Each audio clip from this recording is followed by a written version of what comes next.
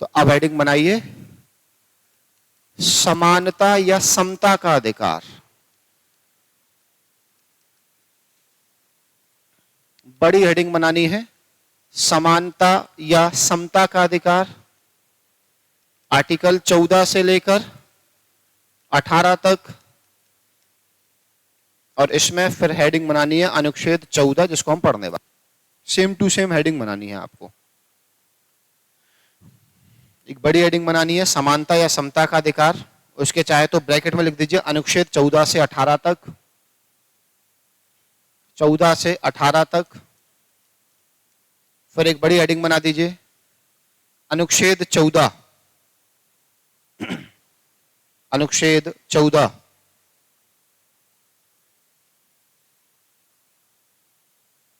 बना दिया। अब इसको सुन लीजिए, बना लो आराम से बना लो, ये बन जाओ उसके बाद पेन में रखना, आराम से बात करेंगे। फिर आराम से लाइन वाइन खींच के हाइलाइटर, कलर, वाटर कलर जो भी लगे वो मंगवा देता हूं, कलर टैप मंगवाना हो वो भी मंगवा देता हूं। अब इसमें लिखा क्या गया है? इसमें पहली बात तो ये लिखी गई है कि हम लोग जिस प्रस्तावना की बात कर रहे थे उस प्रस्तावना में आपने एक शब्द लिखा था कि भारत में लोगों को क्या मिलनी चाहिए?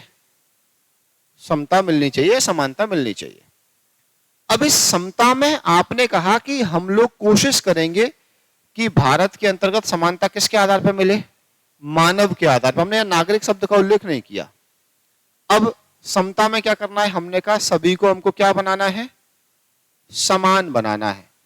तो इसी प्रस्तावना में जो हमने कल्पना की गई थी उस कल्पना को हम कहां साकार करने ला रहे हैं? आर्टिकल 14 में, क्योंकि इसका अधिकारी क्या है? समता या समानता का अधिकार। यहां लिखा क्या गया? यहां लिखा गया राज्य के क्षेत्र में दो चीजें होंगी। पहला, विधि के समक्ष समता होगी, और दूसरा क्या लिखा गया? अगर कभी कोई दिक्कत आएगी तो विधियों का क्या प्राप्त होगा? समान संरक्षण प्राप्त होगा। अब ये दो शब्द लिखे हुए, दोनों शब्द अपने आप में अलग अलग महत्व रखते हैं। आर्टिकल 14 की जो मूल भाषा उसमें लिखा गया कि राज्य भारत के राज्य क्षेत्र में या पूरे भारत की भूमि में किसी भी व्यक्ति को विधि के समक्ष समता या विधियों के समान संरक्षण से वंचित नहीं करेगा। यानी कि जब भी राज्य को लगेगा कि लोग कोई भी अपराध कर रहे हैं, किसी भी स्थिति का पालन कर रहे हैं, तो हम लोग इन दोनों नियमों को पालन करने का प्रयास करेंगे। लेकिन इन दोनों नियमों में अंतर क्या है? ये दोनों नियम अलग अलग क्यों लिखे गए, ये हमको समझना है। अच्छा, इसमें विधि शब्द का अंतर तो समझ में आ रहा है ना कि विधि क्या होती है? समक्ष का मतलब समझ में आता है ना, सामने। तो पहला लिखा हुआ विधि के समक्ष समता, इसका मतलब क्या होगा कि जितने भी व्यक्ति हैं सभी व्यक्ति विधि के समक्ष कैसे होंगे? समान होंगे। तो विधि के समक्ष कैसे हैं? समान है। मैं इसको ये लिख सकता हूं कि इसमें किसी भी व्यक्ति के पास कोई भी विशेषाधिकार नहीं होंगे, यही तो लिखूंगा। लेकिन यहां एक शब्द लिखा है, क्या लिखा है? विधियों का समान संरक्षण। समान संरक्षण मतलब होता है कि कुछ ना कुछ अंतर तो आएगा। अच्छा, अंतर आना क्यों है? तो हमने कहा यहां पर कि इसका मतलब है कि जब व्यक्ति पर विधि लागू होगी तो व्यक्ति को क्या देखना पड़ेगा? समान स्तर के व्यक्ति के साथ समान विधि आएगी।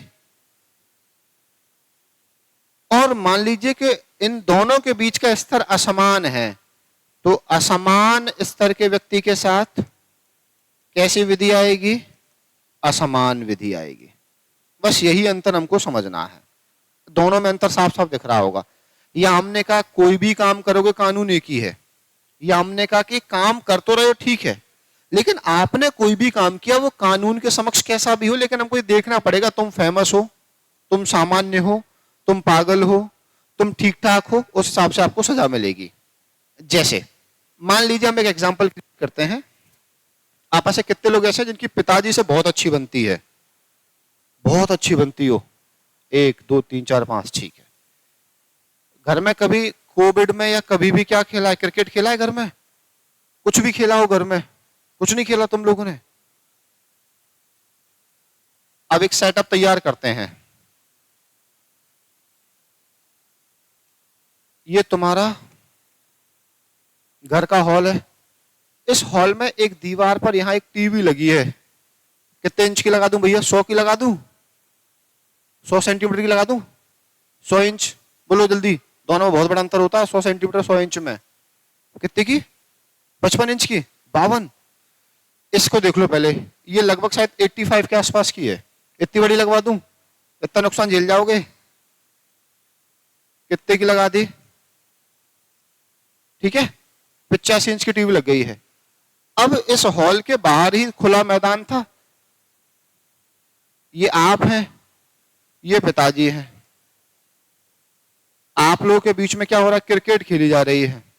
ठीक है, अब आप इधर आ गए बैटिंग करने। पिताजी कहां पहुंच गए? बॉलिंग करने। उल्टा कर दूं? फिर मजा कैसे आएगा?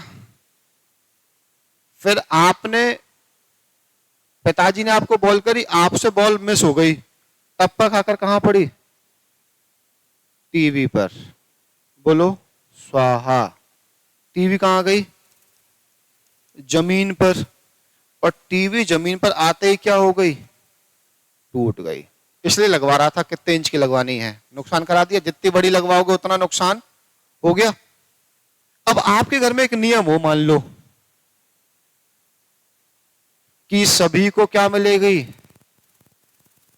समान सजा मिलेगी। पहला नियम हो गया ये। दूसरा नियम, सजा मिलेगी लेकिन किसके हिसाब से? आपसे सजा मिलेगी। अब हम पहले नियम की बात करते हैं। मान लीजिए पहले नियम में लिखा होगा कि यदि कोई भी व्यक्ति घर में कोई भी नुकसान करेगा तो नुकसान पर उसको क्या मिलेंगे? 2 तमाचे रसीद हो जाएंगे। स्टार लगा दी हमने। इंपोर्टेंट सवाल था ना ये। अब सोचो नुकसान पर है, ये तो टीवी तोड़ी गई है, इसमें गलती तुम्हारी है क्योंकि तुम खेल क्यों रहे थे? या पिताजी की है? पिताजी की है।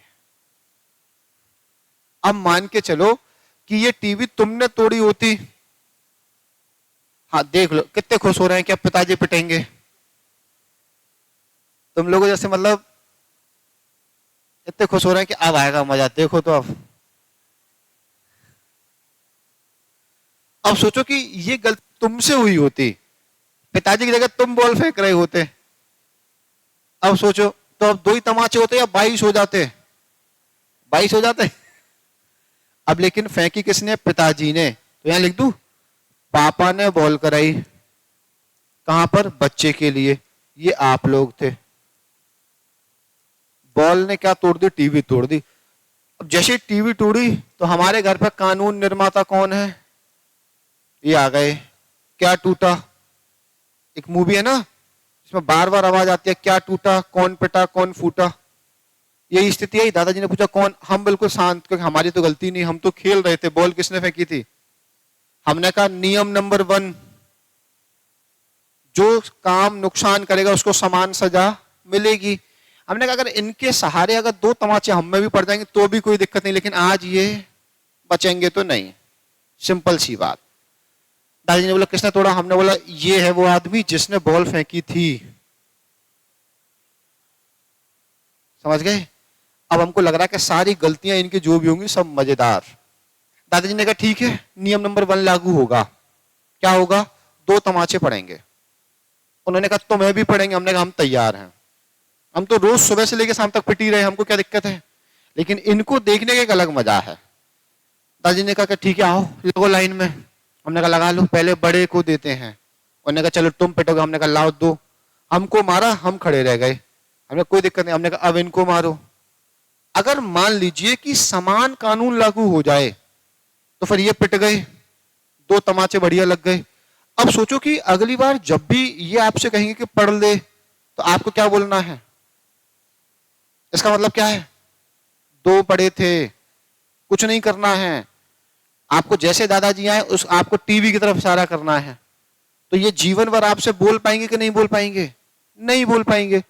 इसका मतलब यह है कि देश में कानून चाहे जैसा हो, लेकिन जब देश में दो अलग अलग स्तर के व्यक्तियों की बात आएगी जिनके बीच प्रॉपर सम्मान होना चाहिए, उनके लिए पहली वाली सजा लागू नहीं हो सकती। क्योंकि यदि पिताजी को आपके सामने पीट दिया गया, वो पिताजी बचे ही नहीं, फिर वो कौन हो गए? फिर वो आपसे भी छोटे हो गए। क्योंकि एक व्यक्ति जीवित है ना, जब तक ये व्यक्ति मर नहीं जाएगा तब तक इनका वर्चस्व आएगा नहीं अब।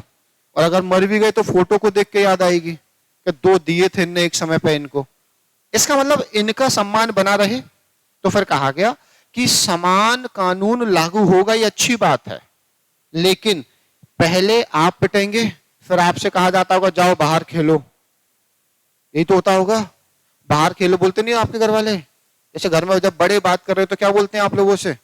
तुम लोग बाहर खेलो। बाहर खेलो का मतलब होता है कि अब कुछ होगा। और फिर जैसे ही तुम लोग बाहर चले गए तो इनको भी सजा मिल जाएगी।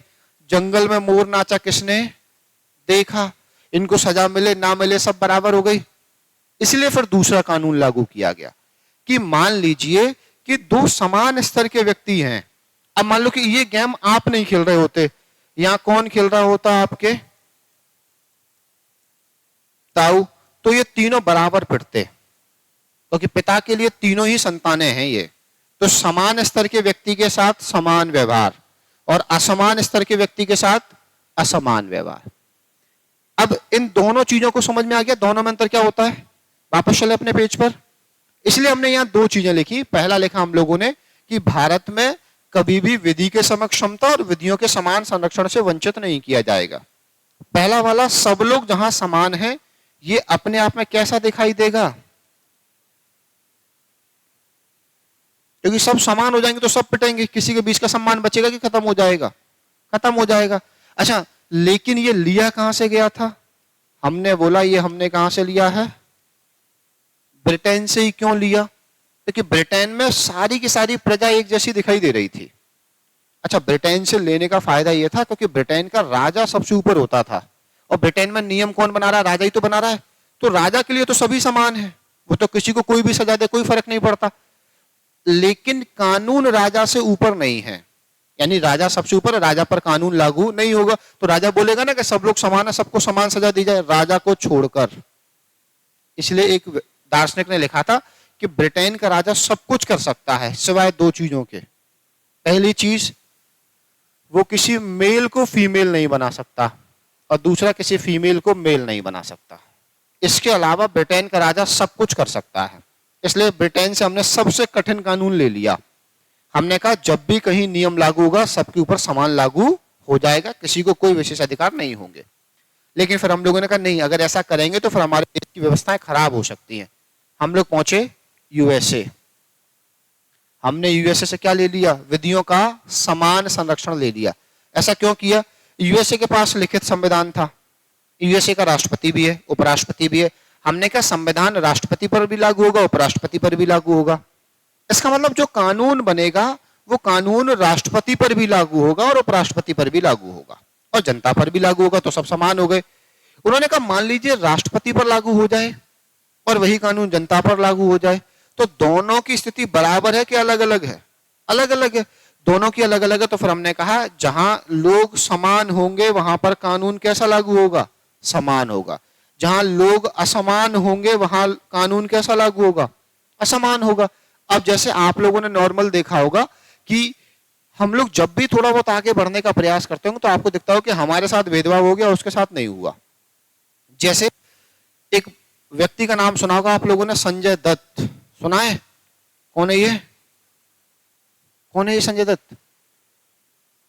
नहीं सुना? पढ़ने लिखने वाले बच्चे हो, कहां जानते होगे इसको? ये अभिनायक है ना, खलनायक। अरे आतंकवादी हो तुम लोग, कैसे व्यक्ति हो? संजय दत्त के ऊपर एक एक्ट लगा था, उसको कहा गया था आर्म्स एक्ट। यानी ऐसा कहा गया कि इनके पास AK-47 का बहुत बड़ा भंडार मिला था, जब हमारी सेना के पास नहीं होती थी तब इनके पास थी। तो लोगों ने कहा कि इनका संबंध आतंकवादियों से मिला हुआ है। सजा हो गई। सजा हो गई तो कहां चले गए? लेकिन यकीन करिए जेल में रहते हुए इन्होंने फिल्म की शूटिंग कर दी। ऐसा जेल में कैसे हो जाएगी? तो फिर हमने कहा कि ये सामान्य व्यक्ति तो नहीं है, ये हमारे देश की जनता का प्रतिनिधि है। आप इसको हीरो बोलते हैं ना, हीरो मतलब सभी हीरो होते हैं या फिर कुछ हीरो होते हैं? कुछ हीरो होते हैं। तो यहां पर स्तर कैसा है? असमान स्तर। असमान स्तर है तो असमान कानून। तो इनको जेल से क्या मिल जाती थी? बार बार पेरोल मिल जाती थी। पेरोल एक लंबी समय के लिए भी हो सकती है और अल्प समय के लिए भी हो सकती है, दोनों पेरोल होती हैं। लेकिन पेरोल मिलने का तरीका होता है कि जैसे मान लीजिए आपने अपनी सजा का 50% हिस्सा काट दिया है, उसके बाद आपका व्यवहार आकलन किया जाता है कि बाकी कैदियों के साथ व्यवहार कैसा है। अगर व्यवहार बहुत अच्छा है तो फिर आपको पैरोल मिलना स्टार्ट हो जाती है, फिर आप आराम से अपना जीवन सुचारू रूप से चालू कर सकते हैं। फिर पुलिस आप पर निगरानी रखेगी, वापस जेल लाया करेगी, फिर छोड़ दिया करेगी। लेकिन दूसरा, आपने 6 महीने का मतलब आधा समय काट दिया लेकिन आपका व्यवहार अच्छा नहीं है, तो फिर आपको पैरोल नहीं मिलेगी। इसलिए हमने लिखा असमान स्तर के व्यक्तियों के साथ कैसा कानून लागू होगा? असमान कानून लागू होगा। अब हमने कहा इसमें सबकी इज्जत बची रह गई, तो हमने कहा यह कानून कैसा हो गया? सकारात्मक। इसमें कुछ लोगों के पास क्या भी बचे रह गए? विशेषाधिकार भी बचे रह गए। इसलिए हमने कहा कि ये दोनों कानून भारत में लागू होते हैं। क्यों लागू होते हैं? क्योंकि भारत की जनता जब समान अपराध करती है, देखो अपराध जब होगा तो क्या लागू होगा? जैसे मान लो किसी ने हत्या कर दी हो, तो फिर हत्या में नहीं देखेंगे कि अमिताभ बच्चन है कि नहीं है। हत्या मतलब हत्या, जघन्य अपराध मतलब जघन्य अपराध। लेकिन जहां लग रहा है कि आपके स्तर का कोई अंतर आ सकता है, वहां क्या लागू होगा? विधियों का समान संरक्षण लागू होगा। जैसे मान लीजिए सामान्य सी बात कि आप जब रास्ते से घूमने जा रहे हो और वहां पर आपको कोई दूसरा व्यक्ति मिल जाए, वो व्यक्ति अपना कुत्ता ले जा रहा हो, आप अपना कुत्ता ले जा रहे हो, कुत्ता कुत्ता के बीच फाइट हो जाए, लेकिन मालिक बोल दे छू, तो कुत्ता कुत्ते को काटेगा कि मालिक को काटेगा? दूसरे मालिक को काटेगा। कुत्ते ने मालिक को काट लिया। कानून ऐसा कहता है कि यदि किसी भी व्यक्ति का कुत्ता आपको काटता है तो आप उस व्यक्ति के खिलाफ रिपोर्ट डालते हैं, कुत्ते के खिलाफ नहीं डालते। सिंपल सी बात है ना। आपने रिपोर्ट डाली, उस व्यक्ति को तुरंत हवालात में डाला गया और उससे जो भी भरपाई करनी थी वो कर दी गई। यहां तक कोई दिक्कत? अब सोचो आप एक दिन घूमने गए पार्क में, उसी पार्क में उसमें आ गई मुर्मू जी। मुर्मू जी को जानते हो? आपकी बुआ है ना? हाँ या ना तो बोला करो, कौन है मुर्मू? राष्ट्रपति हैं। ये ध्यान रखना है भैया, चर्चा में भी हैं अभी, क्योंकि उपराष्ट्रपति का चुनाव हो रहा है। पता चले कि आपको उपराष्ट्रपति में ही घूमते रह जाओ, मुर्मू से सवाल पूछ ले वो, क्योंकि राष्ट्रपति उपराष्ट्रपति सिमिलर ही तो है भारत में। एक हटेगा तो दूसरा उसकी जगह पहुंच जाएगा। तो मान लो कि आप गार्डन में घूमने गए, अब आपको द्रौपदी मुर्मू जी के कुत्ते ने खा लिया, ठीक है? कैसा लग रहा है? अच्छा लग रहा है ना? दुनिया को बताओगे कि ये मामूली घाव नहीं है, ये किसने काटा है? राष्ट्रपति के कुत्ते ने काटा है, इसको मरवा लेना। अब पहले वाले स्थिति में आपने तुरंत शिकायत की थी थाने में जाके, और थाने वाले गए, उसको उठा लाए और उसको जेल में डाल दिया। दूसरी वाली स्थिति में नहीं जाएंगे। दूसरी वाली स्थिति में लिखा हुआ है कि यहां पर क्या लागू हो रहा है? विधियों का समान संरक्षण। क्योंकि आपका कुत्ता कुत्ता है, उनका कुत्ता टॉमी है, या फिर हो सकता है आपके जैसा ही कोई नाम उसका भी हो। इसका मतलब असमान स्तर पर क्या लागू होगा? असमान कानून लागू होगा। कहां हो रहा है? वो राष्ट्रपति है और अपन कौन है? उसके भी दो हाथ हैं, लेकिन वो भारत के कितने लोगों का प्रतिनिधि है? और आप अपने घर के ही प्रतिनिधि नहीं हैं। आपके घर वाले बोलते होंगे अरे ये क्या है, बोलते हैं ना, कभी कभी बेइज्जती करते होंगे तो क्या बोलते होंगे? ये क्यों ही है।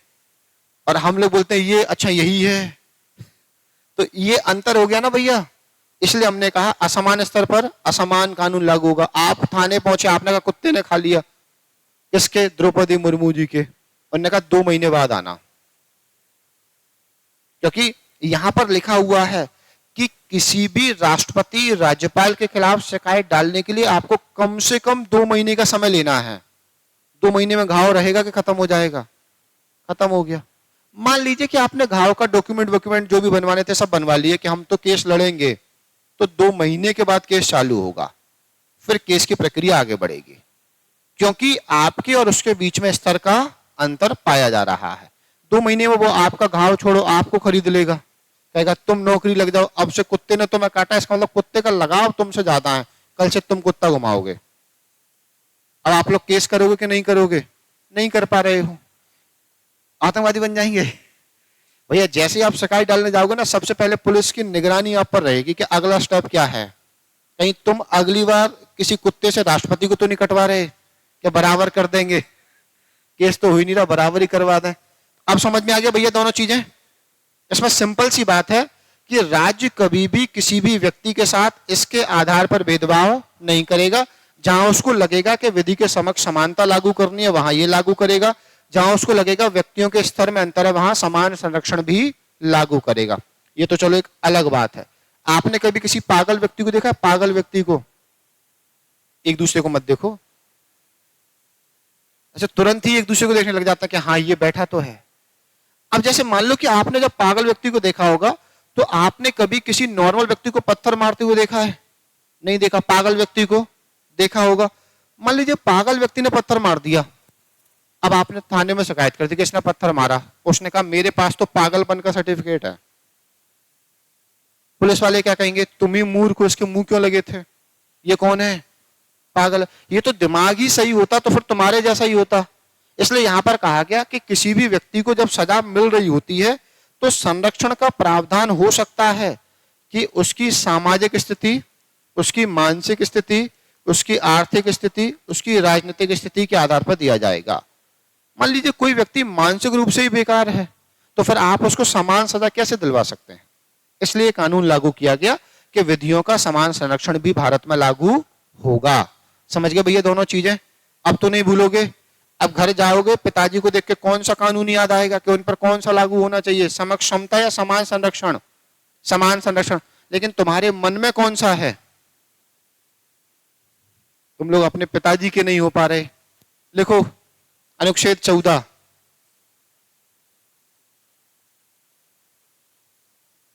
हाँ दोनों के लिए, क्योंकि हम यहां जब भी लिखेंगे हम क्या लिखेंगे? शब्द व्यक्ति। और व्यक्ति में 4 प्रकार के व्यक्ति होते हैं। पहला विदेशी हो सकता है, दूसरा नागरिक हो सकता है, तीसरा अवैध हो सकता है और चौथा शरणार्थी हो सकता है। तो ये सभी मानवी तो हैं, तो यहां सारा कुछ होगा, है ना? उसको भी यही लागू होगा। अच्छा अगर आप लागू नहीं करोगे तो और दिक्कत है। जैसे मान लो कोई व्यक्ति बाहर से आया तो सरकार उसको उठाए और फांसी पर टांग दे।